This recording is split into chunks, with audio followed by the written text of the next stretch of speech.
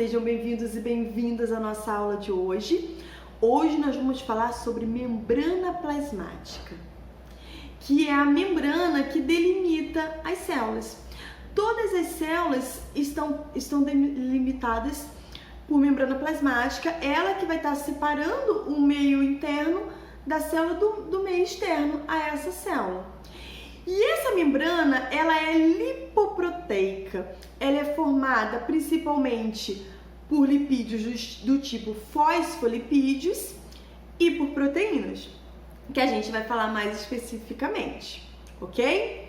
Nós dizemos que essa membrana, ela tem uma estrutura mosaico fluido, já que ela é formada por junção, pelo encaixe de várias estruturas e ela tem uma certa fluidez. Então a gente chama ela de mosaico fluido, ok? E ele é formada por duas camadas de fosfolipídios. Esses aqui são os fosfolipídios. Ele apresenta uma cabeça que é hidrofílica, ou seja, uma cabeça que tem afinidade pela água, e tem duas caudas que são hidrofóbicas, ou seja, que não apresentam afinidade pela água, ok? Esse aqui é o fosfolipídio. Então, ela apresenta duas camadas de fosfolipídios, onde a cabeça, que é hidrofílica, tem afinidade pela água, ela está voltada para o meio externo e para o meio interno da célula. E as caudas hidrofóbicas, elas estão voltadas umas para as outras. A de um fosfolipídio para a de outro fosfolipídio, ok? E dessa maneira, elas impedem a passagem de moléculas que são muito grandes e a passagem de moléculas que são solúveis em água, hidrossolúveis. Mas aí vamos pensar o seguinte: algumas substâncias são hidrossolúveis, como por exemplo a glicose, precisa entrar na célula. Mas se ela não permite a passagem, como que isso acontece? Isso acontece graças às proteínas que estão presentes nessa membrana. Essas proteínas que estão aqui inseridas na parte lipídica, elas vão permitir a passagem de substâncias que são hidrossolúveis. Só que nem tudo passa. Ela vai selecionar o que pode passar e o que não pode passar. Algumas substâncias podem passar, outras ela não vai permitir. Então a gente diz que ela tem uma permeabilidade seletiva, porque ela permite que alguns passem e outros não. Então ela faz uma seleção das substâncias que vão passar por ali. E essas substâncias hidrossolúveis vão passar justamente por essas proteínas que vão formar canais que permitem que essas substâncias consigam ir para o interior da célula. Essas proteínas, elas podem ser de dois tipos: integrais ou periféricas. As integrais, elas penetram na camada lipídica, ok? Então, como elas penetram na camada lipídica, elas podem atravessar completamente ou não.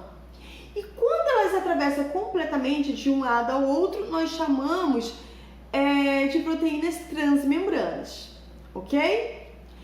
E já as periféricas, elas não atravessam essa camada lipídica. Olha, elas estão apenas conectadas a essa estrutura de forma mais fraca.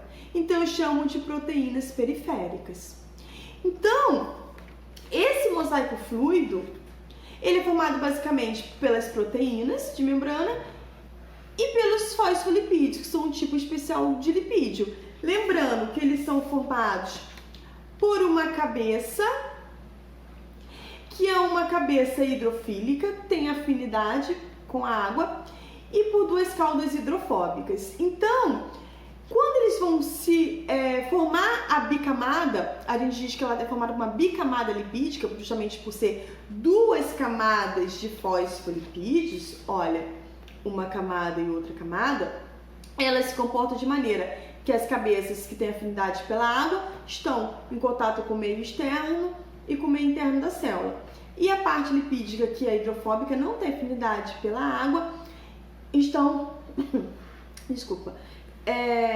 localizadas uma voltada para a outra. As caudas voltadas de um fosfolipídio voltado para as caudas de outro fosfolipídio. E as proteínas que vão permitir que substâncias que são hidrossolúveis, ou seja, que se dissolvem em água, que não passariam por aqui, possam passar, como no canal, para que elas possam passar.